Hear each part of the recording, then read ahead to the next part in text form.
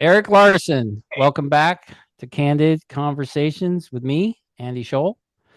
Good to be We back. Thank you very much. we're going to do a part two, pick up where we left off. Hopefully, those of you listening have seen part one. If you haven't, I hope you will.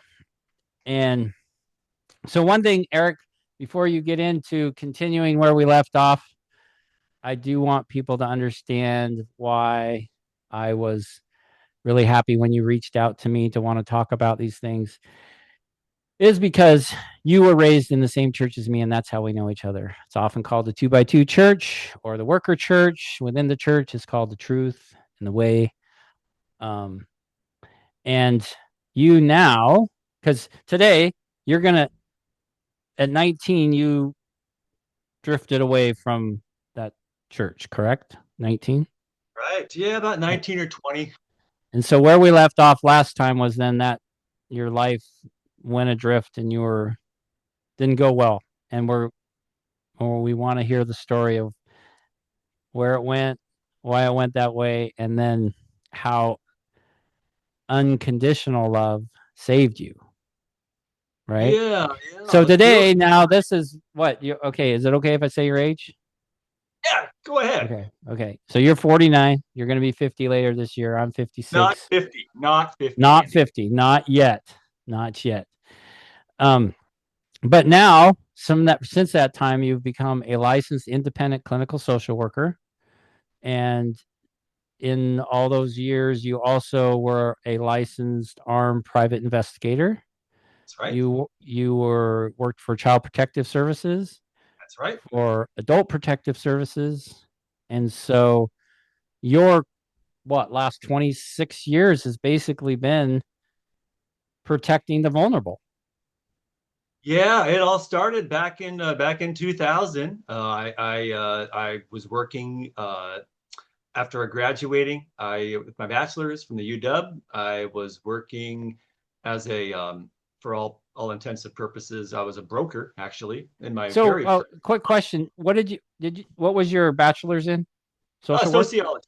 Yeah, sociology. Okay. yeah, and I'll discuss that too. I graduated by the skin of my teeth. I mean, I just, Yeah. thank goodness I graduated. But I Mm-hmm. did. I graduated, and my current wife had that expectation, and I followed it. Thank goodness, Mm-hmm. and it Yep. led me down a trajectory where I am today.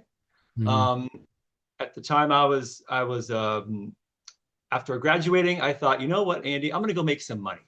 Sure. Like it was 2000, it was the .com era, and I'm going to go make some Mm-hmm. money. And I'm going to go I got licensed as a commercial real estate broker Mm-hmm. on the east side. So in Kirkland, worked for a Mm-hmm. little boutique firm. I was there for about 6 months. Didn't fit. It just was not, Mm-hmm. I would go mountain climbing with my buddy and do stuff like that. And then I'd come back to the office and it was, hey, Eric, what'd you do? There was a golf tournament. I went climbing or hiking. And they'd say, what are you doing? You're supposed to be at the Davis Wright Tremaine Right. a golf tournament to meet clients. Schmoozing, bit smoozing. So yeah, so 6 months later, they gave me the old pink slip, and I said, "I'll Yeah. see you later." I didn't like it. Yeah. It just Yeah. didn't sit Yeah. well. I wasn't Yeah. interested in it. It didn't. Right. I didn't care. I did meet Jeff Bezos while I was doing that, though. That was pretty fun. Interesting. Yes. He was looking for office space on the east side, expand his little book business out there in Kirkland. And it So did I was expand. driving him a little. He was driving a little Toyota Corolla, I think, at the time. How interesting. Yeah, yeah. We toured a Yeah. space, Eastgate. Had no idea. We knew he was going to be a big deal, but not Right. like this. But at the No, time, no one could predict something like that. Yeah. I wish I would have ducked out and said, "I'll go work for Amazon for a Yeah. little while." No, you're Slipped out better off now. garbage. You're helping the vulnerable. That's far more important. Thank you. And thank you for the work you do. Seriously, Yeah. sincerely. So I finished that job and I got fired. And then a month later, the .com bubble burst. The entire Hmm. market dropped out of the market, and there's a glut of real estate out there, office space, and no tenants. So then we all ducked out of the business. So Hmm. I think something was kind of working there. Had a little angel Hmm. looking out for me. And then I went back to one of my college professors, and he got me a job at Echo Glen Children's Center, which is a Hmm. which is a rehabilitation and correction center for some of the most damaged and vulnerable kids in the state of Washington. Wow. So I cut my teeth in with mental illness because Wow. they Yeah. they they take all the kids from Child Study Treatment Center or Harborview or Fairfax that bust out of those programs and break laws and hurt people, Hmm. victimize people, and then they put them all in one or two cottages on this Mm. campus called Echo Glen. Oh, And wow. for 5 years, I worked there as a counselor and a security therapist, Wow. keeping kids learned about DBT, CBT, dialectical behavioral therapy, cognitive behavior therapy, Hmm. and that kind of like was eye opening because prior to that, it was more of a punitive model. So I kind of Mm. learned like the rehab approach that I currently use today, which is more about motivation, engagement, and not punishment. Right. I decided, oh, I'm gonna get my master's degree. Why not? Thought about going into law, and I'm like, pushing Hmm. filing paperwork doesn't really appeal to me. And I'm glad I didn't do that because I wouldn't be interested in that, and I know what attorneys do, and it wouldn't interest me. Um, Right. but I got a job in, I got a scholarship to go back to the UW at the School of Social Work, a 4E scholarship from the feds.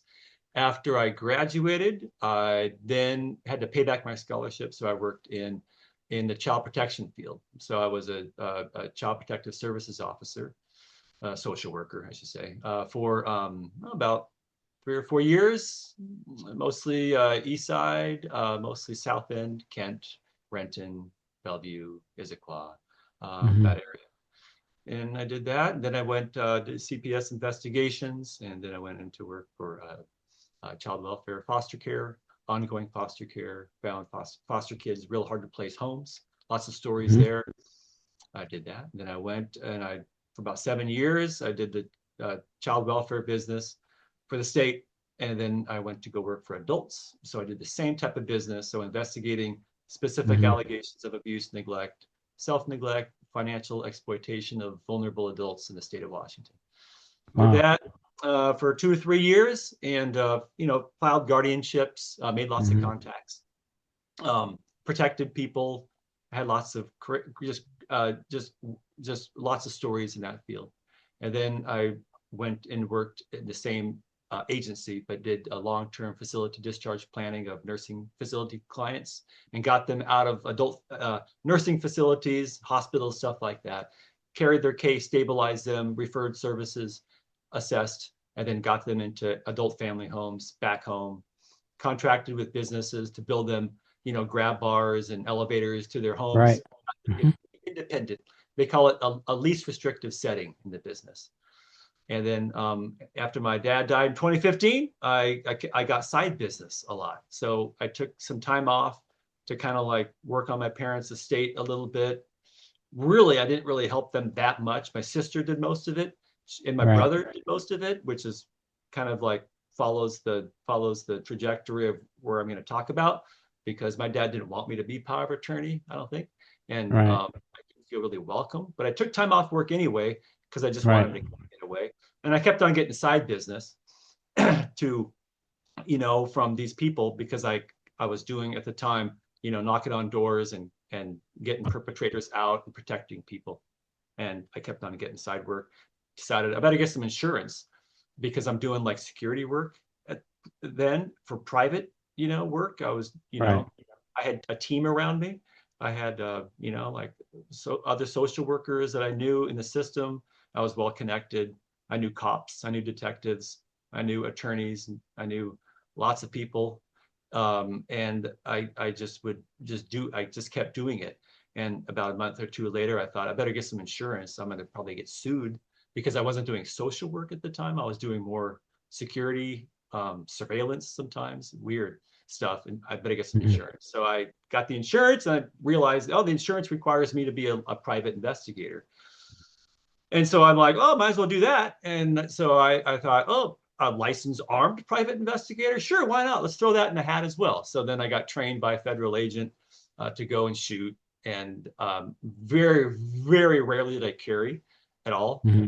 I didn't really need it because I had the verbal skills to be able to work Right. with. And then so I actually did crazy stuff. in that business. There's lots of stories there. I bet. I even Yeah. did this. Saw that marketing video that I did. I found the filmmaker, and we had a Yeah. commercial license to film at Fort Flagler, Washington State. Oh yeah.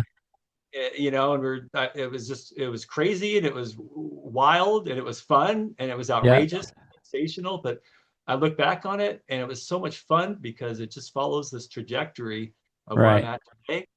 And Yeah. I'm really happy I did it because Right. it was part of the chapter of my life. Right. And I still have that video today. I'm going to throw it up my website as Yeah. just Yeah. part of That's my yeah. past. So then I worked in that field for about 7 years, 8 years actually, as a PI around here, doing did lots of missing persons cases for estate planning attorneys to find beneficiaries on their cases. I would do surveillance sometimes. I would find unusual perpetrators who, exploiters financially that needed to be compensated. I would do locates on people, serve them protection orders. I was really good at finding people. I had lots of access with the state system, so Mhm. I had friends in just about every office in the child Yeah. protection, adult protection systems, and I had people that I could get information from Right. as well to locate and to Yeah. do stuff. And so I did that for 8 years. And then in 2023, I finally just decided I'm wearing too many hats because I was also doing simultaneously therapy and social work. So I was Oh wearing wow. three hats: a PI hat, a Yeah. social work hat, and a therapy hat. And I thought, you know what? Part of the PI business is hard. Is you have to hunt people down sometimes just to pay you. They want to talk to you and they think that your job is interesting, and it really is not that interesting, actually. It sounds Yeah. interesting, but it really Yeah. isn't. It does. Yeah. But it's not. It's not. You Right. do a lot of just sitting, and it's Yeah. boring. Yeah. If you've ever sat in a car for 4 or 5 hours to do Yeah. surveillance on somebody, Yeah. it's extremely boring. Yeah. It's Yeah. horrible. And for me, being ADHD, sitting in a car, doing surveillance, Painful. Painful. painful. It did not really, So in 2023 is then when you hung up became my hat, hung up my yeah. PI hat, hung up my social worker hat, and I just did psychotherapy full time. Right. So Right. hung my shingle, and I've been Right. doing it ever since, and I love it. And I can bill insurance companies now, and Medicare and Right. Medicaid. About Right. 26, I'm paneled, and so I can bill the insurance companies. I work by telehealth, so I work at home, and Yeah. fun, and yeah. So here I am today, Well, you know along with what? We got a visitor here who's interested in what you're saying. Milo just came up. So say hi, Milo. This is Milo. Milo likes to see what's going on. So My cat is a he'll probably little. go on to something else here soon. But anyway, thought he might want to My say cat hi. destroys property, Andy. Yeah. My cat puts holes through screen doors and Yeah, this cat does chews on, too, but chews on the drills. benefits outweigh the cost. So anyway, yeah, that's amazing. What you've all the work you've done and the like just working with the vulnerable and just your experience in all that, is a huge reason I thought like I think this is amazing to be able to talk to you and get your insights as someone I raised love in it, the Andy. church I and yeah, absolutely love it. I wouldn't want yeah, to be doing anything different. And if I would have no, planned it back in 2000 to do something different, I don't think I would have. yeah. I love what I do, and That's I love that. Yeah. And that's great for me to hear it because I'm going into similar work. So um absolutely. yeah, so let's go into now where we were last time.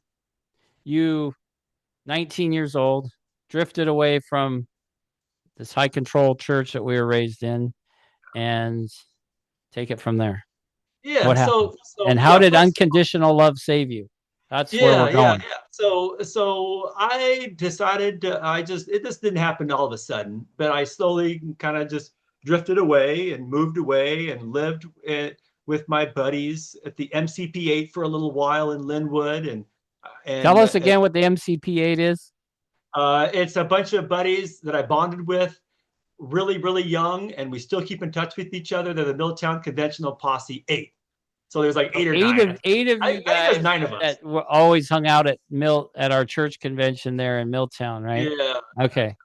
So the MCP8, is that right? MCP8 or MCP8 it was 9 actually, I think. There's Okay. 9 of us kids, and Okay. we bonded really young, and we just stuck together, and we still keep in touch.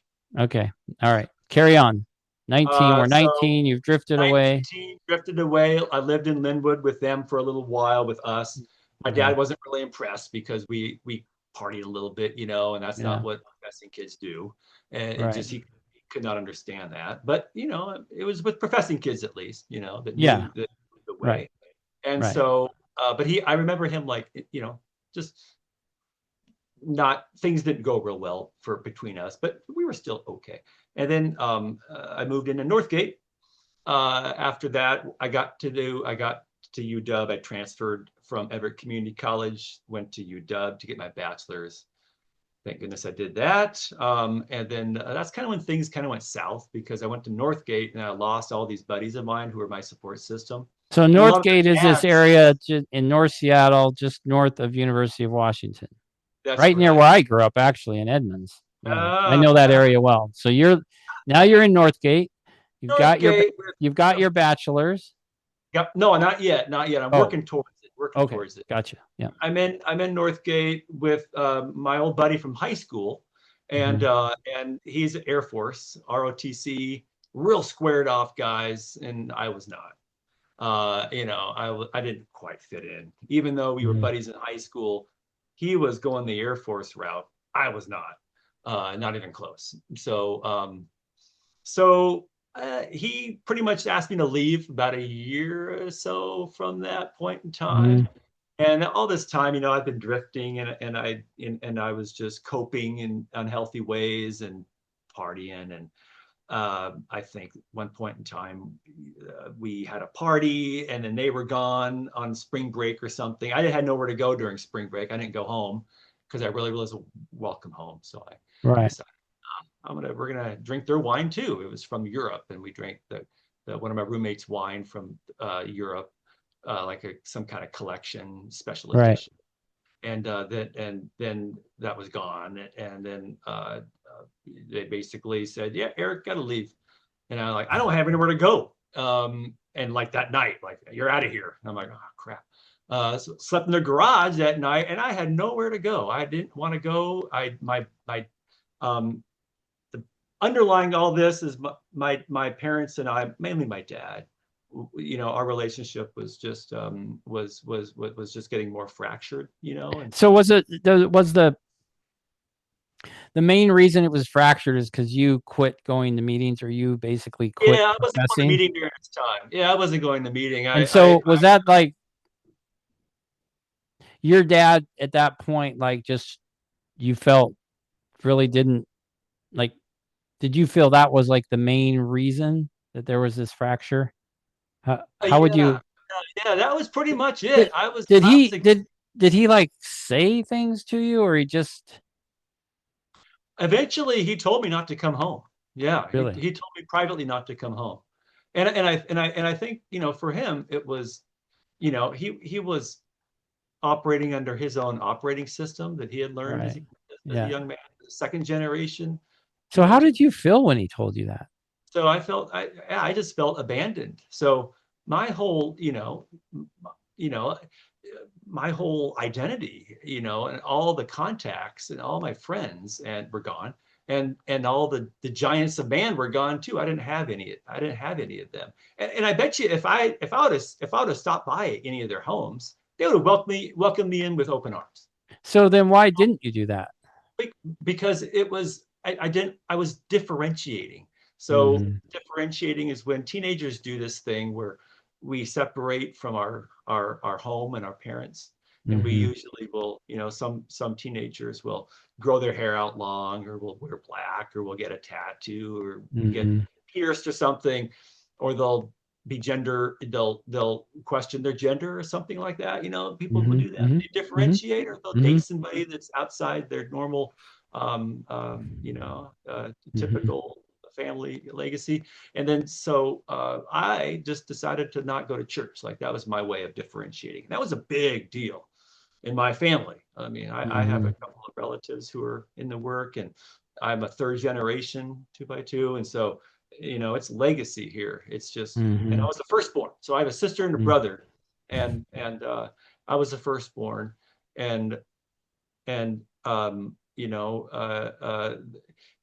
my parents, my dad, they weren't bad people at all. It was just that they were kind of running the operating system that they had, and their Well, you know behavior. what's interesting about this, Eric, is like, so I know your family, and in 1998 and 99, I was in your parents' field or area Yeah. it would have been in my third year in the work or the ministry. And I remember staying in their homes. I remember actually reffing one of your little sister's basketball games because we went Oh to one of yeah, her games, I remember and that. I think my and they mom didn't was talking about they didn't that. have a ref. They were short a referee, and I volunteered to ref because I was an old basketball player and PE teacher, and so that was no problem for me to ref a middle school girls game or whatever grade she was, sixth, seventh, eighth, somewhere in Well, there. you're an athlete, right, Andy? Yeah, I mean, exactly. Yeah, that was sports were my thing. Still love yeah, them. But yeah. so yeah, I know your parents, I know your family, and they were a warm, loving family. Like, I mean, Yeah. Oh, and yeah. No, I I'm not. always felt welcomed and loved in their home. But this is the interesting thing. Like you said, you're differentiating, and so I'm putting myself, like, because I was raised in a warm, loving home. My dad was not as strict the way your dad was, but so I'm imagining when I'm listening to you, Eric, I'm imagining me like leaving the church, quitting meetings, as we would say, at 19 years old. And I'm like, I'm thinking, yeah, I don't think I would have been reaching out to anyone in the church either, because you have this feeling, whether it's true or not. And you looking back know that those giants of men, as you call them, you could have showed up at any of their doors, and Absolutely. they They would, love me. I but, love them. but now this is how I see it. And I'm kind of trying to feel where you were at the time. It's like when you want to differentiate, you differentiate. Like you, anything associated with that. Because I mean, like even this, okay, if I know that even those men are going to try to get me to come back to meetings, even though they they love me and they'll welcome me in, they're still tied to that organization that I'm trying to differentiate from. And they're going to have that because everyone inside the organization always feels like if you're outside, you need to be brought back in. So you don't Yeah. want that. You don't want that feeling because I'm trying to differentiate. Does that make Exactly. sense? Yeah. Exactly. That's So what I was. anyway, that's where you're at, and now you're becoming homeless, right? Yeah. I'm So that literally what just. happened? I'm on. I am on. You couldn't go home. No. How was it? Well, I probably could have. Like I. Yeah. It would have. Well, that wasn't an option in your It mind, was right? an option in my mind. They would have allowed me to come home if I was desperate. I wasn't quite that desperate yet. I wasn't rock bottom. But I had a, you yeah, know, no, and you're a pretty capable, like strong willed guy, I think too. You're like, yeah, I'm gonna figure out on my own. I'm not going to like. yep. So So what did you do? so well, so I just continued to, well, I moved out. So I moved out of that garage for a night or two. It was brutal. It was horrible. And I found this little room in the upstairs of this little house in the U District, just off of 50th, right across in the backyard of the Duchess I, Bar and Grill. And I know where 50th is. Yeah. yeah, well, well, the That's where I Duchess. went to my first 2 years of university. Why, by the way, was UW also my first 2 years. I wish I would have gone to Wazoo actually, in retrospect. But oh Yeah. well. You might have Anyway, partied too much there. There's yeah. nothing But else to do in the Palouse. yeah. So I go to UW, and I got this little place in this upstairs of this little, it's like an oven basically in the summertime because it Yeah. gets so hot and there's no air conditioning. It was just Yeah. this teeny tiny little like dormer room where like the windows were going in like this, Yeah. and there's like a little bit of a closet and there was just a little bed and real drafty, and Yeah. I could smell the beer and the pistachios, from the bar, and I'd be like, Oh, oh, I'm really? going to, and that I was there for a couple of years, I think, Mm-hmm.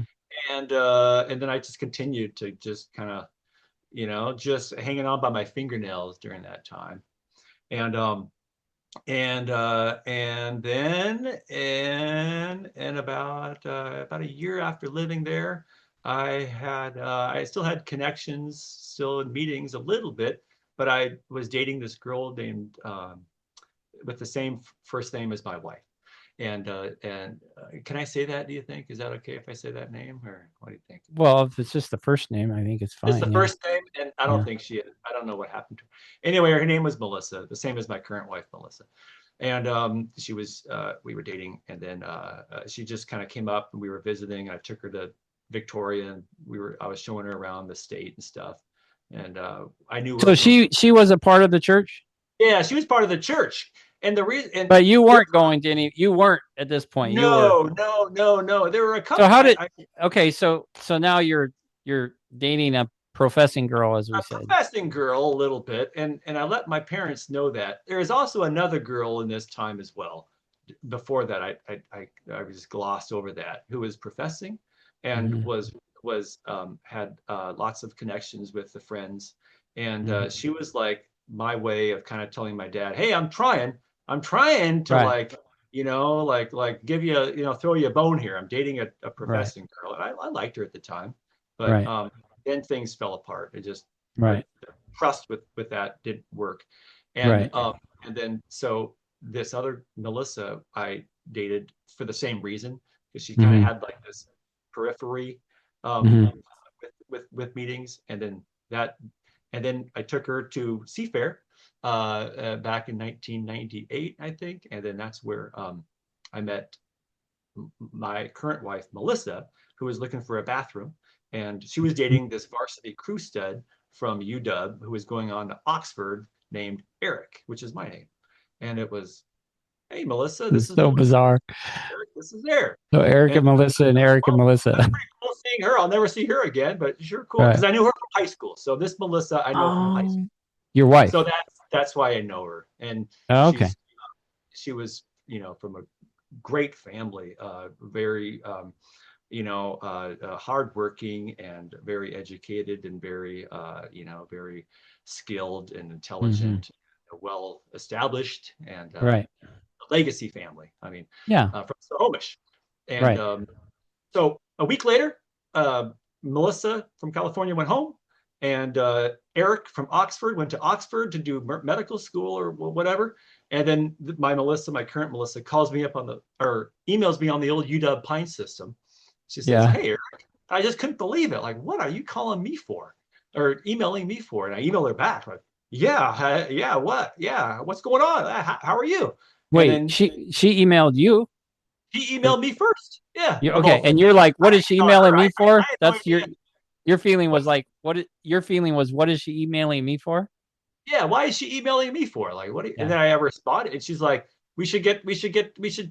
I think she said like we should connect or get together or something, and just catch Yeah. up. And I said, well, yeah, let's yeah. And but I didn't think anything of it. I thought we were just Right. gonna, hang out and Yeah. just catch Right. up. And Right. I was curious what she was doing. I was a fifth year senior at the time. Right. Like I said, like barely, and I think I barely like declared my major in my fifth year. Right. And then so we connected during that time, and then um I spilled the beans about what I'd been doing the past 5 years, which was just kind of like differentiating Yeah. and just trying to figure things out because I was just drifting. And she was not. She was on point. She graduated. She was in UW marching band. She was in a sorority, Alpha Zeta Delta. She was squared off. She just started her career. She's being licensed in the securities industry, Mhm. as a financial advisor, and she was just moving full steam ahead. I was just Right. spinning my wheels, trying to Right. graduate with a Yeah. degree in sociology, which is not a hard degree to get at the UW. It shouldn't take you 5 years to get it, you know. But I was taking all kinds of classes. I was taking botany and landscape architecture, art, community planning, architecture, like I was all over the map. Yeah. Yeah. Sociology, psychology, and decided I better do something. Right. What's the easiest I can get, and I can graduate with my bachelor's. I've Yeah. taken a lot of social classes. Boom! I'm gonna hit that. I'm gonna graduate.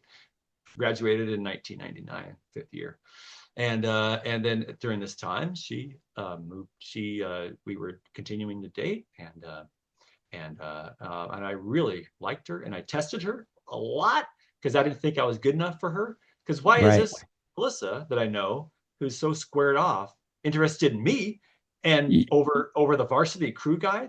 Yeah. Like, what are you doing? I love I love I love what you I love what you wrote here about in our little outline for these podcasts. You were like, you when you met her in the email that changed everything from her, right? Yeah. And then email you everything. you have this statement, and I was looking for, when I read this outline, I was looking forward to this part we're at right now, because when I read, you wrote this spilling everything, like you just spilled it all out to her. That's just what you're saying. Yeah. And then you wrote expecting abandonment. Yep. Oh, So, yeah, I didn't. and then it says she stayed, she moved in, she built her career, she accepted you unconditionally. So what I want to go back to here is like, why did you expect abandonment? So yeah, so I had in my feeling, I had my experience as a young man was that if and this was just on my own operating system, right, which is I was differentiating, was that if I left the two by twos, then my dad and my mom, mostly my dad, wouldn't accept me, and he made it very, very clear that he wasn't going to accept me if I left the church, and he made it very, very clear, and his he was completely unapologetically, shockingly unsupportive during these years. I won't go into the specifics, but it was brutal. But my dad, he has this way. He's very charismatic. He's very handsome. He dresses well. He's got high, social capital in the way, and he would kind of like have this, gee golly gosh, happy-go-lucky kind of Bill Clinton like charisma. I remember. Yeah, he had a little bounce in his step, and a cheerful smile on his face, and congenial. Yeah, very congenial. He could bond. He could immediately connect with people. He was really good at that, and he was very disarming. Very disarming. Yeah. So it was never malicious. Like, it was never like this angry, angry, malicious, being. It was like this underlying current, but then these comments, and then these, just this nonverbal communication, and these things he would say to me and stuff. But I don't want to get too specific about that. But yeah, that was my impression. And it was but he was just operating under his operating system, and he could not process with that system that I, the firstborn, that he'd given all of this resources, and all this love, and all this structure, and all these wonderful giants of men and their women, and people, and that you, Erik, didn't fit into it. No, I could not fit into it. You didn't fit into the expected role and mold of this professing son that makes him proud, and that the people in the meetings will tell him what a fine young man you are, and such a wonderful testimonies you share, and then when they see you get together with this professing girl and say, oh, it's so nice, they're both professing and dating, and I would hear that, when I was growing up about. Yeah, you hear all those things. A big deal. It was imprinted on me as a young man. Right, because because what happens, and I don't know if a lot of people are even aware of it, even, and you and I probably weren't even aware of it when we we're growing up, and all the things you hear that condition you, that like your parents maybe not saying anything specifically to you, but for all your growing up years, when you would hear them talk about other professing people, oh, that's so nice. So and so is dating this, is so and so, and they're such a nice professing couple, and they'll make such a nice professing couple, and they'll have an open home, and it'll be, they're so appreciated, and oh, they always have such a nice part in meeting, and you hear things like that that condition you. They never even have to say anything specifically to you, and this is my impression, even for my own self, is that anything less than that is not approved of by your parents. Exactly. Exactly. You know, and it wasn't a malicious intent. It was No, they were just they showing feel their it's love. the best. It's Yeah. they're just wanting the best for you, Erik. Yeah, they were just showing their love for me. For me, for my dad, I was the prodigal son that never returned home.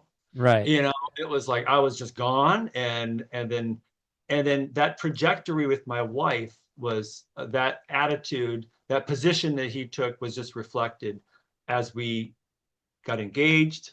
There was an incident as we got married. Even on the marriage day, there was an actual incident that my Mm, dad did between he and I won't go into it. And then after that, through our marriage, it continued to suffer all the way up until the time that he got really really sick, and we can, you know, there was like this underlying current that that of conditional love, mm-hmm, transactional love, and mm-hmm, transactional love sucks. mm-hmm. Yeah. Right. So circling back then to this, would, because of that being your experience, you expected abandonment from Melissa, your future wife at that time? Yeah, yeah. I was fully prepped for that. I Because had you no really idea. had never experienced something that just a love that just accepted you for your authentic self. Yeah, yeah. I Is didn't. that Yeah, accurate? yeah. It was I didn't expect that for someone to love me for who I was. For So how did that feel when you were abandoned? Like, did you like have a hard time believing that? Did you I think did. she was I did. I like, did did. you just kind of then wait for this abandonment to come? And did you express your fear to her? Or did you just through Well, I time, I did you, tested her. I tested yeah, her. I tested her, and I even tried to self-sabotage a few times. yeah. I did. And I didn't really think I was doing that deliberately, but it was like my subconscious was saying that I'm not good enough. I don't So if deserve she this. won't abandon me, I'm going to do something to force Yeah, her to abandon me because I don't e- know how to act without being abandoned. exactly. And there's a psychological component to that as well. Exactly. Yeah. Yeah, it happens. It happens in the narratives of human beings that are in our minds. We do that to ourselves without even knowing sometimes. And you see Right. that. You see So that. how did you, um, what was then the process where you started to accept unconditional love? So like it was cathartic. I didn't really I love understand. that. That's beautiful. A cathartic. I love that. Yeah, yeah, Unconditional love was so cathartic to you. Like, I for do. those of That you that don't know the word cathartic, I mean, yeah. most of you probably do, but that is a beautiful word. Define cathartic for us, Erik. I think it means spiritual and emotional relief. I think Yeah. is how you define that word, I think. So cathartic is just something that gives you great comfort and relief, and it's like a balm to a wound. It's Yeah. like breath to a suffocating person. It's like water to a person that's dying of thirst. It's like, Yeah, it's yeah, just, yeah. I that's, was starving. I was barely hanging on. I had thoughts that, I would just, why am I even here? Like what's my purpose? What's my intention? Like I don't have any plan. I don't have any real major. I don't have anything really. I was so what, painting why did time. Melissa stick with you? I don't know why. I don't know. I guess I don't know. I don't know. But she did. She sensed something. We did have roots, and Yeah. she didn't really care about religion that much. She was Christian, mind you. Hmm. She was Christian, and she was open. She was aware that I was raised in this faith. But Right. Right. but so we decided. I knew that there was something really special about this thing that we had, and it's not been perfect, but I look back at now, and I think it was love, and Mm. and then looking back, it's been 26 years, and she had like this faith in me that I didn't have faith in myself, but she had more faith Hmm. in me than I had in myself at the time, and she saw something. And I think that Hmm. she saw my background, and she saw all these role models that I had, and she knew that I had this strong foundation, and that Wow. I had all this background that was attractive, I think, for her, but it also came with some consequences as well. And yeah, So, so Erik, you've been in this little outline you had out that I've enjoyed reading through a couple times before we had our podcast and marking it up. Um, you have under one section, her family saved me. And yeah, yeah. like you talk about like her dad as a college president and a biochemist brother and a programmer mother, like very um, successful people, competent people. And So and then this is what I loved though above all else, and I starred it and underlined it and put a box around it. It says they accepted me without conditions. yeah, that's exactly and right. and so and then I just wrote this little note, so different from the family you were raised in. And I love the fact that you're not critical of the family you were raised in, and you No, love them. no, I And love it. like you said, it was the operating system Yeah, that it was just the and system that they were under. but Exactly. unconditional or conditional transactional love, like you said, fractures. But you then were accepted by your future wife, Melissa, and then her family that accepted you unconditionally, without conditions. That's right. And and then you write this. I love this. You said, my confidence returned.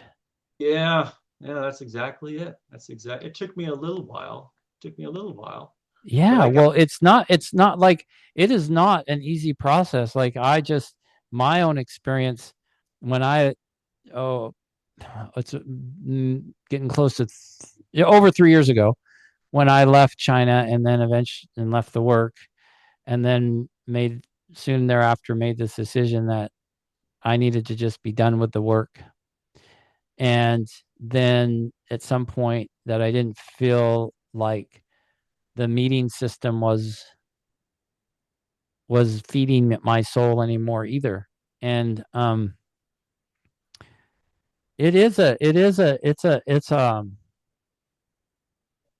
it's takes some work to get back to the place of confidence. And I feel like I'm there now and it's growing, and that's why I can do what I'm doing now and have these conversations like I'm having now, because I have the confidence and the freedom. I feel the freedom to be authentic. And I let go of being controlled by conditional transactional love that was in the ministry and in the system, in the church system. There was conditional transactional love, and you do have to differentiate. Like there are, it's really interesting some of the parallels that I feel in my own life when you talk about this differentiating. It kind of like there are workers I would love to talk to, but I just can't. They're still in the work.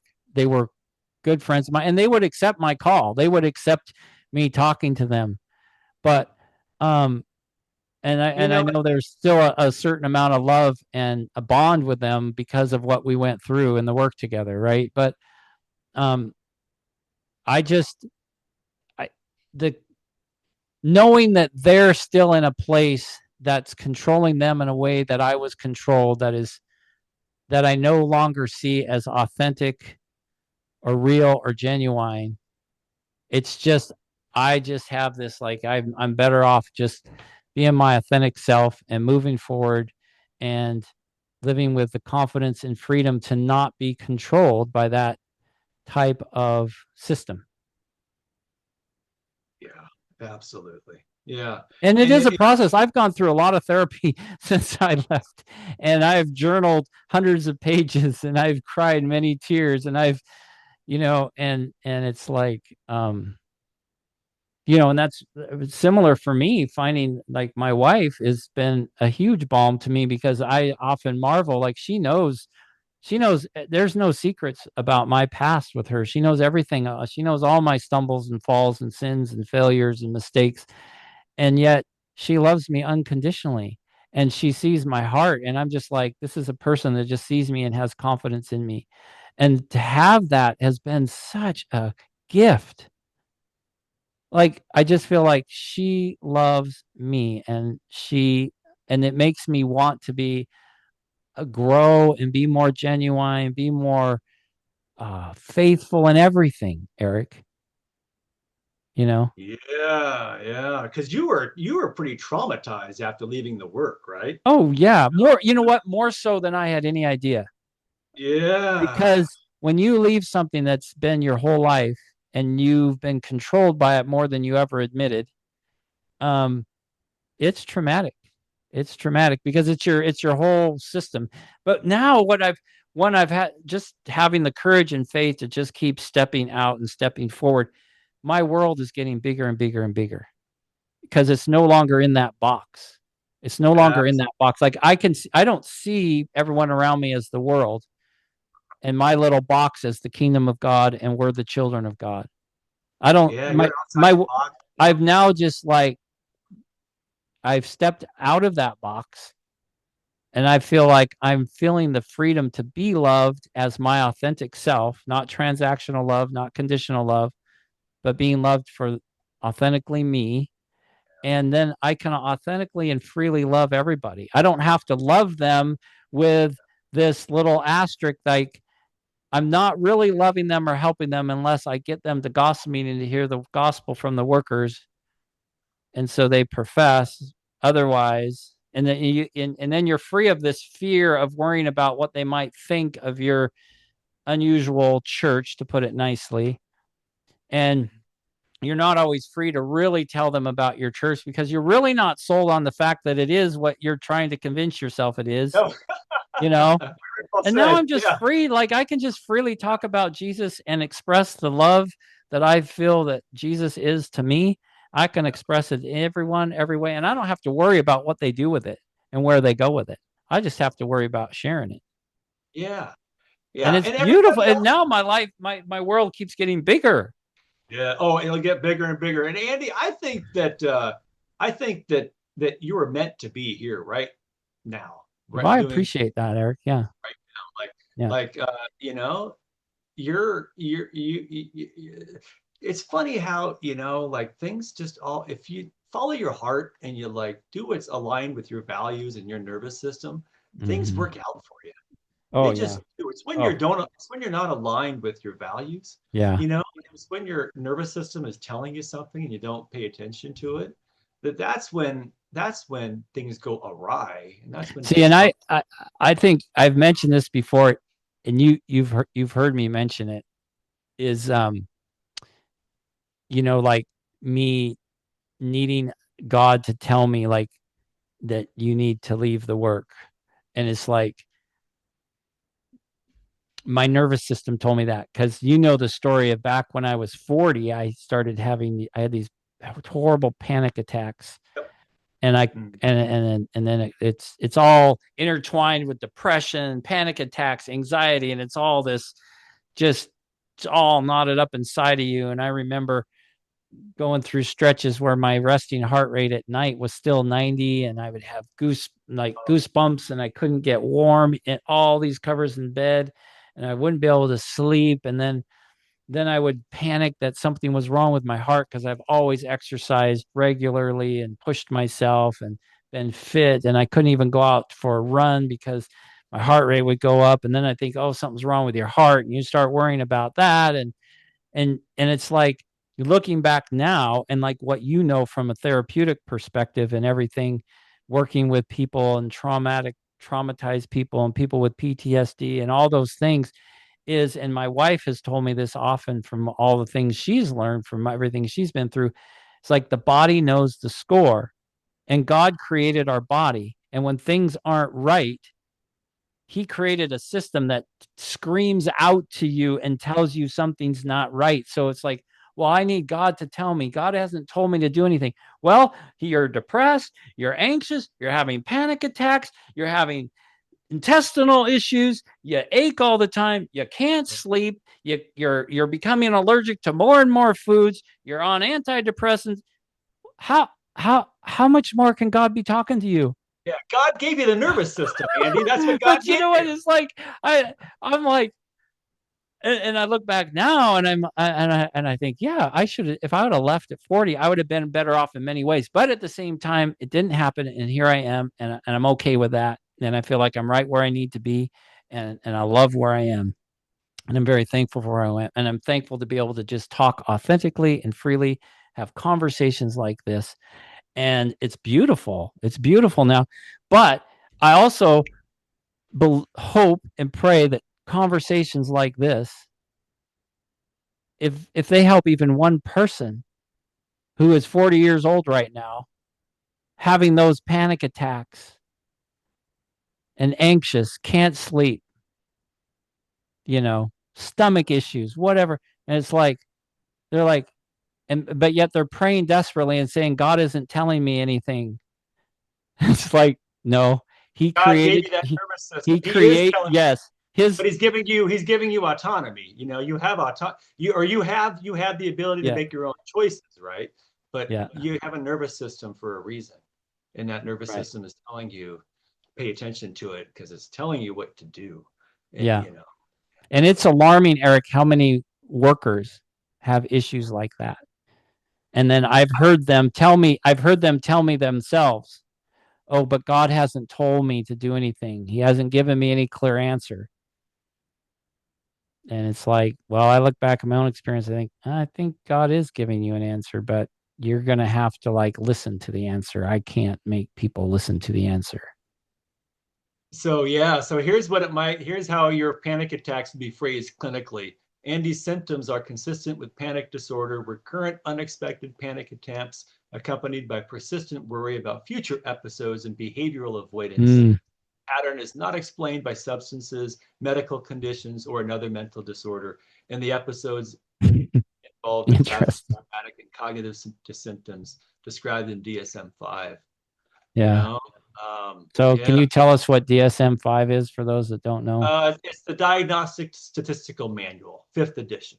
So it is the therapy Bible for what? For um diagnosing what? So Diagnosing, diagnosing mental illness, diagnosing, basically dysfunction, right. uh, uh, and it's like diagnoses. It's something that's really used a lot with like insurance coding Mm-hmm. to document that there's an issue that is causing you dysfunction. So it's not allowing you to Right. function properly, Right. and then there's a term for it. There's what's called the ICD-9-10 code, which is something that is accompanies a diagnosis that whenever you have insurance companies expect to have dysfunction so that it Right. supports medical necessity. It's Right. medically Right. necessary to function to have a diagnosis.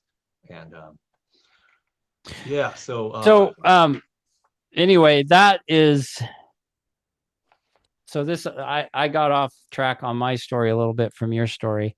And so finding Melissa and her family gave you this unconditional love, which gave you your confidence back, yeah, so which is a so which is a beautiful thing. Which then, like, as we need to start winding this episode up, but like So then what's beautiful to me, Erik, is that you have this section in our outline about how her family saved you. But and then like you shared some experiences with your father that the wounds deepen, like some things that happened at your wedding day even. And um Yeah. but now you have this little phrase here, and I love this, Erik. Because one of our focuses that I want people to understand is, Erik, you and I are not here to tear anything down No. or to make any divisions bigger than they already are. I have pictures of my dad all around my house. Yeah, There's right. one right there. There's one right there. Yeah. Like I don't So resent him. Yeah. yeah. So what you wrote here was, you now interpret it as misguided love, and two worldviews colliding, and no villains, you said, but just different stories. And so then my note I wrote here, that so I said more mature view of your dad. In, so that's the more mature view of your dad, instead of resentment. Like, instead of letting resentment um build inside of you, you raise the bar to a more mature love, a more mature view of it. And I just, like, that's beautiful to me. Yeah, yeah. I don't resent him one bit, No. for what happened. I know that it was just his way of, he could not help himself, and it was misguided. He was trying to understand it and couldn't, but um, but it played out. It played out, and let's just face it, I was stubborn too. I was stubborn, Right. and even up until um, there's some there's some things I wish I would have said to him before he died, because he died in 2015, and I still regret to this day. And I'm hoping that, like, maybe, like, if he's up, that he can still hear me say what I want to say to Yeah. him. I'll Yeah. say. And if there's Right. anybody else out there in the audience who is in a situation where they have Mhm. unresolved feelings, or if if they feel like they experienced what I experienced, this transactional love, which sucks. Um, I'd like you to say it. Can I say it right now, Andy? Is now a Please good time? do. Yeah, please do. Saw this TV show a little while ago called Pitt, and it features an ER room in Pittsburgh, and there's 8 episodes. Is an 8-hour workday, and it's very realistic. And reviewers are saying that this is exactly what an ER feels like. Well, there's this one scene where the head attending physician is accompanying this older couple, or not a couple, they're a sibling group, and then there's their dying father, and they're struggling with what to say, and there's these unresolved feelings like I had with my dad. and and the ER says, do you mind, the ER physician says, do you mind if I cut in? And they said, yeah, sure. Yeah, please, we need some help, need some guidance. And he says, this is what usually helps me, and others as well. And he says, I wish I would have said this to my dad, and I did it, but I want to say it now. um, I love you, Dad. Dad, I forgive you. And Dad, please forgive me. Hmm. Right. Thanks, I Erik. wish I would have Yeah. said that. Yeah. And so if there's anybody else out there that has, Hmm. um, a kid or a daughter or a stepdaughter or a stepson or an adoptive mother or a son or an adoptive daughter or a relative caregiver out there taking care of a relative, um, or a kid who doesn't go to their church, you know, um, you know that, like, love them no matter what.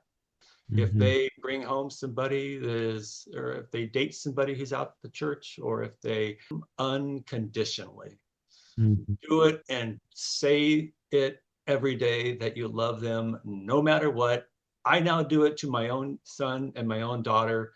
And I let them know that no matter what they do, if they don't graduate from college, if they drop out and drive for DoorDash, that Right. my love for my son will never, ever change. It'll always be there. And I let them know that. Last weekend, I told them again that I exact love that. thing. Yeah. And that's the take home message. So, Yeah. Well, thank you. And this I showed you this before we started our podcast. See the big yes right there? oh, is that the part I just said? So that big yes for you listeners is the biggest yes and comment I wrote in all of Erik's excellent notes or outline for our podcast. And what it is concerning is he said, and the message I want to leave the world with is unconditional love protects. Conditional love fractures.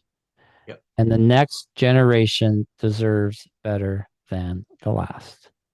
And Yep. that's what I wrote the big yes, underline exclamation points, because you can never go wrong with unconditional love. It Yep. protects, and like we've talked earlier, it does no harm. Yeah. Does no Exactly. harm. And so thanks, Erik. We still got lots of material from your outline, and A ton. Mhm. I think we're gonna have to have another session or two. And when I look through all these notes, I'm just like, man, there's still some good stuff. So Yep. stay with us. I hope you've enjoyed listening to this, and we're going to talk more about just all the experiences that we've gone through, and Lots of how, stories, lots of yeah. material.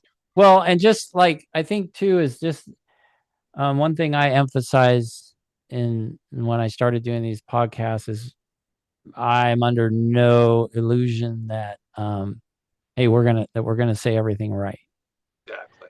We won't. or that we have all the answers, but we're just two guys trying to get it right. Yep.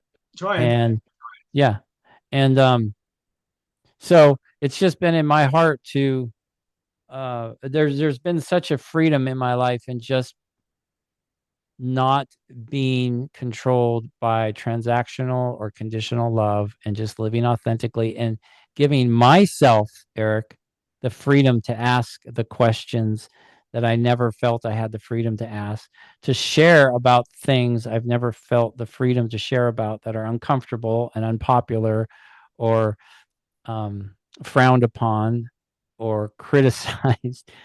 And because until we can just feel a freedom to ask, to share our fears, to share our doubts, to share our questions, and then we get suffocated. We become, and that's one of the things that was hardest for me in the ministry is so often, Erik, I don't know how many times, and I've shared this before and I'll share it again, how many times I, and Dean was actually one of them. Dean Brewer was one of them that I felt this way often was, and because I was coworkers with him in 2099 and 2000 in Alaska. So for a whole year, I was with him every day. And he did not treat me well as a companion. I did not feel love from him. I did not feel like and I've shared this story. I'll just share it real quick. Now, this to me is so my mom, I think I shared this on one of my first podcasts. My mom, she used to give me my mom's a letter writer, avid, I mean, a prolific letter writer. And in the work, especially when I started, writing letters was a very esteemed thing among workers, writing letters and getting letters. And the more letters you wrote, the more righteous you were. It's like it was like one of those unwritten things that it's almost like you get these check marks or higher marks as a worker the more letters you write and the more mail you get. And Dean Brewer was a prolific letter writer. So here I was in my early years in the work, no cell phones, no computer, no email. And I just tried to, be a good worker and write letters because that's what good workers do. So I still remember this house up in Alaska. I remember where I was sitting in the house. It was like this kitchen bar table and my mom would give me all these stickers, these fun yellow smiley face stickers. And I've always liked stickers. I still like stickers and my mom likes stickers. And so I was writing this letter, and I was putting all these stickers on the envelope, right? These. and I was just having fun. And it was probably to some kid, maybe one of my nephews or who knows, And and so anyway, Dean Brewer comes up from behind me and he's like, "Well, that's a little bit like worldly there or something." He used some word like that. Like he looked at my envelope and he criticized all the smiley faces on it. And it just felt like a stab in the back, a kick in the shins. It's like, and it's like that's the kind of, like, what kind of love is that? Like, it's like, Can oh, I give you my Costa that's Rica not what a story? worker letter should look like. It's too happy. It's got smiley faces on it. I'm like, well, what? Wait, aren't we supposed to have joy in this business? You know, it's like it's all about reverence, and it's like. So And anyway, we can talk about why that's the case, right? Why they're reverent. Like there's yeah, a system we're they gonna have. get to that on our next episode. That's definitely one we're gonna get to. So anyway, I just remember then when I look back on that later and I look at that I just think, you know what? Why couldn't he have just said, "Wow, Andy, that's really nice. You're writing letters." Well, I mean, oh, I was doing something good and positive and sending good cheer to someone, and I got criticized for it because it was just a little too worldly, a little too flashy, a little too whatever. So anyway, with Dean, what I would often think, I'd often just want to look at him and say, "Who are you? Like, really? Who are you?" Like, he was a facade. Do you want me to go into my Costa Rica analogy on what I Yes, think Brewer let's was? end on that. All Let's right, end on let's the do that. Costa Rica analogy. All right, Yep. all right, all right. So our family went to Costa Rica back in early COVID. I think it was 2020, and we traveled all around Costa Rica. Put about 1,300 miles on our rental car. Duct taped my bumper. It was the roads were so Mhm. bad in some places, and we went all over the place. And one thing we did is a lot of hiking. We hiked in Corcovado National Mhm. Park and other parks around. And one thing about Costa Rica is every trail has a guide. You have to Mhm. have a guide on every single trail in Costa Rica, uh, because one of the reasons is that the jungle is very dangerous in Costa Rica. Mhm. The jungle just wants to eat you alive, and Mhm. and there's trees that fall on you, and there's also these snakes called the fer-de-lance snakes. Mhm. And these snakes are like one of the most deadliest snakes on the planet. And they have like a neurotoxin and it affects you. And unless you have an antivenom on hand within minutes, you're done. You're um, and the fer de lance will like angle its way off under a log, and any hapless hiker in the jungle, if you step over a log, you can't see it. It's hidden. It's camouflaged. Mhm. It's in the environment, and the thing will just bite you. You won't even see it. And there's these snakes all over the place. And I saw a couple of these snakes, but I never went off trail.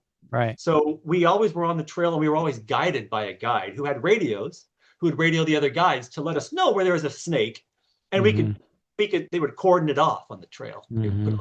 like a ribbon around it, and then they, Mhm. it's a snake. You can look at it. It's fine. Just walk around it. But we all Mhm. know about it. Well, and there are also snakes that we saw in the zoos. A Mhm. couple behind glass enclosures, and those were Right. safe. You know, and but like if you don't have somebody marking where the snakes are, Right. you're going to get bit. Well, Dean Brewer was kind of like one Mhm. of these snakes. Mhm. Mhm. He would camouflage and he would exploit Mhm. the environment to maximize exposure. He wouldn't have to feed every day or every week. It was Mhm. once, possibly. And Mhm. and then he would strike and you never know it. And Mhm. and they're camouflage, right? They just kind of like Right. slip in the And environment. he was really, really good at camouflaging himself as the perfect righteous worker. Now I was like, to him, I was like a poisoned dart frog. He's not going to mess with me, even though Right. I was small and even though I was very, very visible. I was death to him, right? Like I had So so what much. explain to us a poison dart frog? So a poison dart frog is I don't know all the science behind it basically, but poison dart frogs are brightly colored frogs, and they are also in Costa Rica. We had a guide who Mhm. actually could touch one because his immune system had Oh, been developed over time very slowly and kind of yeah. shaped his immune system to be able to be resistant to that toxin. Hmm. But they're in Costa Rica, and all the animals have evolved in Costa Rica to know to not mess with the poison dart frog. Right. They are protected just through their own through they do not they're it would be death to a predator Right. to eat. Right. Right. Um, they use the indigenous groups would use the skin toxins to make coat blowgun darts. So a Which predator, what you're saying is like a predator knows who the poisonous dart frog is. Yeah, they would know what They that stay is. like you are a protected person I who, was not vulnerable. Not, I was right, never messed with, never right, molested, never even a right, whisper. right, The animals just left poison dart frogs alone. right. They have immunity. They are they. But this was just part of the jungle, right? Hmm. It was part of my structure. But having Dean Brewer out there uncontested and no background checked and Hmm. absolutely no checks and balances to mitigate him was like Yeah. throwing hikers out in the jungle And to see see, the thing is that it wasn't, I am absolutely convinced that it wasn't unknown. And I know enough to know it wasn't unknown long before he died, that there was some behaviors like that were definitely um, red flags, if not more than red flags. And mm-hmm. never was there, but he kept the facade up and he had the reputation. And the other thing is we know of enough other overseers that have had allegations too, that if they know about Dean, they don't want to bring it up because then you don't say anything about me, I don't say anything about you, protecting their own, right? And so it's interesting, Another like note. in yeah, it's interesting, like on this outline when you wrote about that snake. Uh-huh. You need to stay. The guides taught you to stay on the trail, respect the Yep. environment. Awareness prevents harm. That's huge. The snake isn't evil, it's simply dangerous. He said, you can't change its nature. You can only mitigate risks through awareness and boundaries. And then you wrote, this is how you, Erik, now understand predatory behavior from everything working with in that world, knowing all about it. It's it's like you don't need moral panic, but you need to be sober, informed, Yep. and create a protective awareness, right?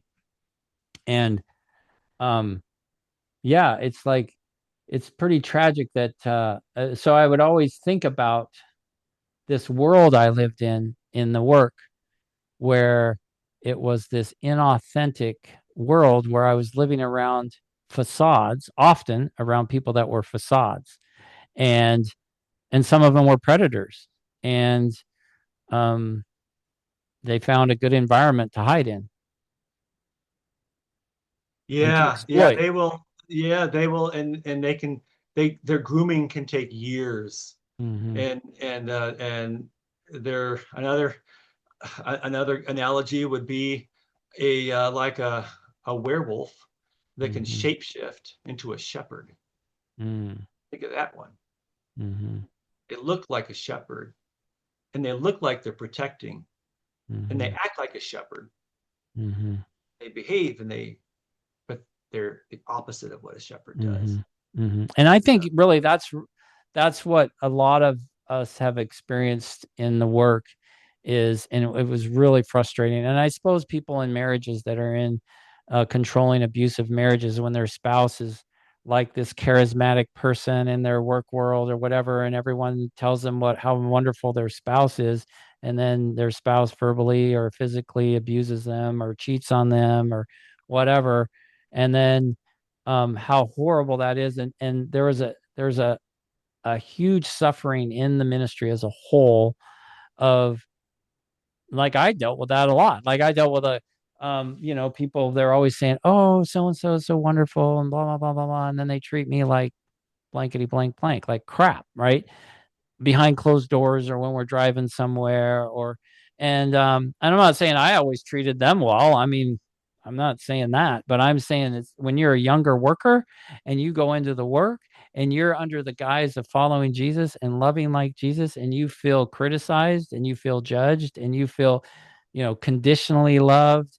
You feel like you feel like you're being treated with emotions that more have to do with jealousy and envy and insecurities, and then everyone, because all the friends are always going to like say how wonderful the workers are, because that's what you do. The workers are wonderful. They've given their life to the work. They're so wonderful. They've sacrificed more than any of us ever have, and blah blah blah.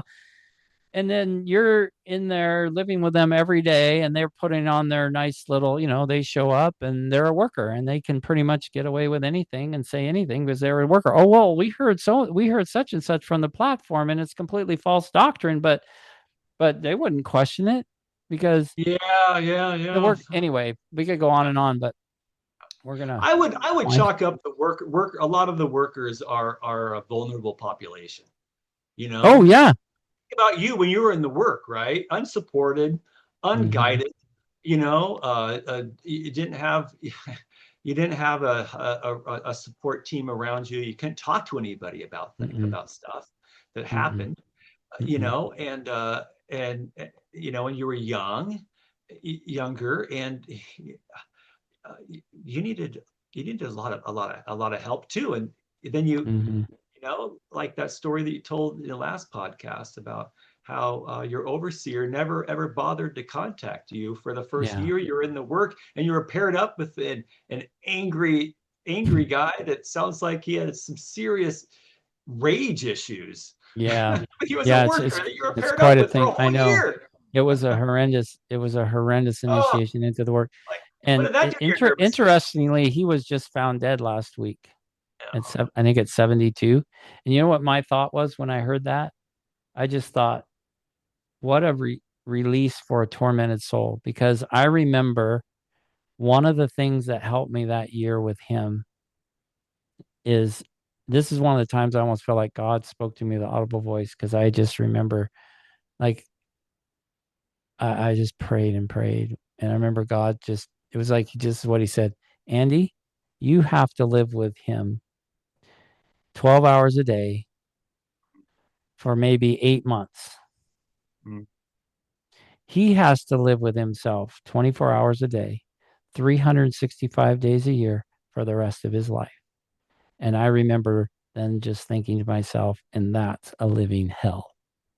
yeah, that's a Because good point. when someone's that angry and treats you that poorly, it's because they're just full of angst Absolutely. Yeah. and horrible feelings about themselves inside. Because when you love yourself, you feel good about yourself, then you can love other people. And that's one of the things that that okay, one more story.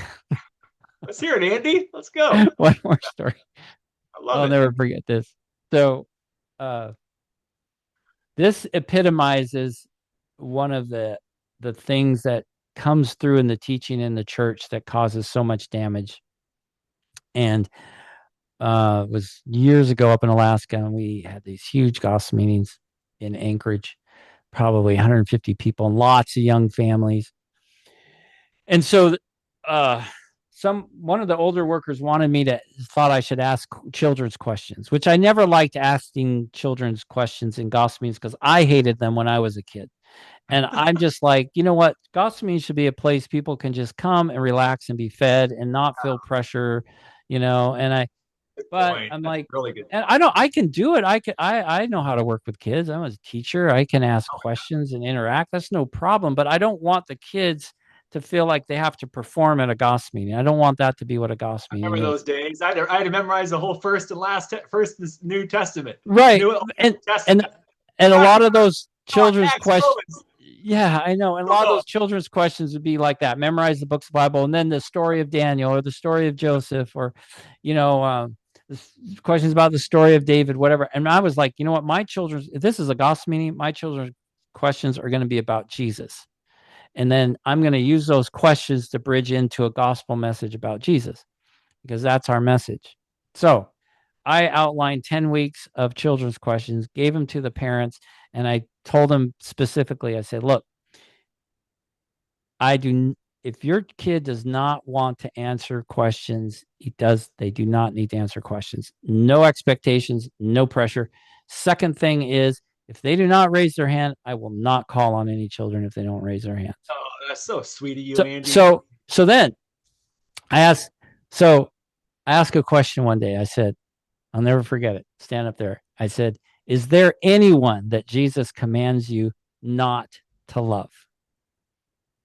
Well, I'm looking for the answer of no. Like, he commands you to love everyone, even unto your enemies, right? Like, there is no one. And so that was the answer I'm looking for. So the first kid, this kid raises his hand. So I call on him and he says, the devil. And I was like, oh, okay. Now that was fine. That answer was fine. That wasn't the problem. I was like, okay, you're right. You're right. If we're not commanded to love the devil, but I said, is there any human being that we're commanded not to love? Another kid raises his hand. I call on him. He says, yourself. Oh, really?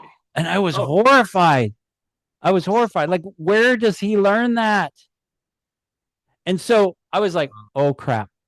What do I say to this? And I just remember saying, because I don't like saying, oh no, that's the wrong answer, right? Like, so invalidating. Yeah. Right. So what I said is, I just said, well, actually, Jesus teaches us to love your neighbor as yourself. Oh, That's all I said. Well, then the next kid, finally, the last kid said, no, there's no one he does not, he commands us not to love. So, but that is like poison. When we somehow get it, like, you're supposed to hate yourself, like this thing of denying yourself and dying to yourself. Well, dying to yourself comes from one verse that I don't think we're really using the right meaning for what Paul's talking about in that verse. Denying yourself is something Jesus talked about very clearly. Deny yourself, take up your cross, follow him, right? But one thing that I have believe absolutely, and I say it as many times as I can, is that there is nothing wrong with the way God made you. Absolutely not. Like, can you imagine, Erik, you looking at your kids and thinking, like, oh, you just weren't made right, and you just need to, I don't like your personality, and you need, it's like, to think that God would look at us and think, wow, I really messed up when I made them, and they just need to die to themselves. They just need to die to who they are. And it's as if you need to just destroy your personality, destroy your authenticity, destroy your strengths, all the beautiful things that are the way you think and the way you speak, and just the beauty of each person is so unique and so beautiful. It's like, I gave this analogy in, I think, one of my first podcasts, and because it just is such a beautiful analogy to me personally, is like, one of the most beautiful things I've ever seen in nature, Erik, is, and I remember this, you've probably hiked up in the Olympic Mountains across the Puget Sound from Seattle. Yeah. I know this. And I remember up on the High Divide Trail, I was up there, this big 19-mile loop. I was up there all by myself. My father-in-law up there. Yeah, it's beautiful. Uh-huh. And you get this overlooking view of a Mount Olympus, and it's just, so I remember I was up there, and you do a lot of climbing up through the trees, and you come up on that High Divide, and you're on this ridge, and there's meadows, and there's and I remember walking into a meadow, this open and just lush with wildflowers. It's Which like one of the most. Have you ever been to Morganroth Lake? That's where I don't know. I don't recognize that name. We should go up there sometime, Andy. Yes, let's do it. I'm game. But there was this meadow of wildflowers up in the mountains it is to this day one of the most beautiful things I've ever seen. And it's because they were, and it's more beautiful than flowers planted in a garden. Oh yeah, no All question. these beautiful colors. Yeah. And it's like I just see that when God made a creation of us, he didn't say, "Oh, you need to all be tulips and you need to be planted this way," and like the tulip fields up there in Mhm. Skagit Valley, where it's just too perfect, right? It's too, like, yeah, it's people go up there and take pictures because that's easy. It's easy to go and plant these in a field. It takes a little effort to get up into the Olympic Mountains to see true beauty. I mean, like real, natural, unadulterated, Yeah. organic beauty of the creation of God. There's nothing like it. Agree with So you 100%. so then when we take people and say you need to die to yourself and there's something wrong with you, what we're saying is we're actually saying to God that you made a mistake when you made them and I need to change that person. And God's Yeah, saying, no, you don't need to change them. You just need to let me love them. And yeah. when we're loved, the love brings out the beauty in all of us, the And unique that's beauty in aligned. all of Actually, us. that's aligned with best psychotherapy practice too, Andy. Yeah. That Yeah. that tenet. When I meet with my clients and they're having a tough time parenting or a tough Hmm. time taking care of their family member, and they're burning out and they're being emotionally reactive, and I say, don't worry about that right now. You just take care Hmm. of yourself, and you do it first thing in the Hmm. morning, preferably. And here's some Hmm. things you can do. You can do prayer or mindful meditation, Mindfulness. Yeah. I love mindfulness. Yeah. or you can do exercise, or you can Hmm. do some journaling or reading, or you can do some breathing exercises, or you can do Right. some anything that lowers your nervous system Hmm. and that it increases your parasympathetic response, Right. and lowers your sympathetic, which is like Exactly. that Yeah. that amygdala that gets firing and that Exactly. increases Yeah. cortisol, Yeah. insulin, and all that like do what you know is inherently in you that makes you happy. For me, I Yeah. love to do gardening. I have little Yeah. citrus trees down here in my Yeah. basement. And Yeah. I did it this morning. I was watering, kind of fiddling with Yeah. them. Yeah. It just lowers me. It makes me so I'm not nervous. Yeah. I love that. It's like, how can I think I can love you if I don't even see that I'm lovable, Eric? Exactly. And Yeah. when Physiologically, it also makes sense too. yeah, well, when any kind of religion or church makes you feel like there's something wrong with you, like, or you were there's like where you actually start beating yourself up or thinking you're not good enough, then It's the kiss of death, is what it it is. is. It is. It's like You're slowly gonna die.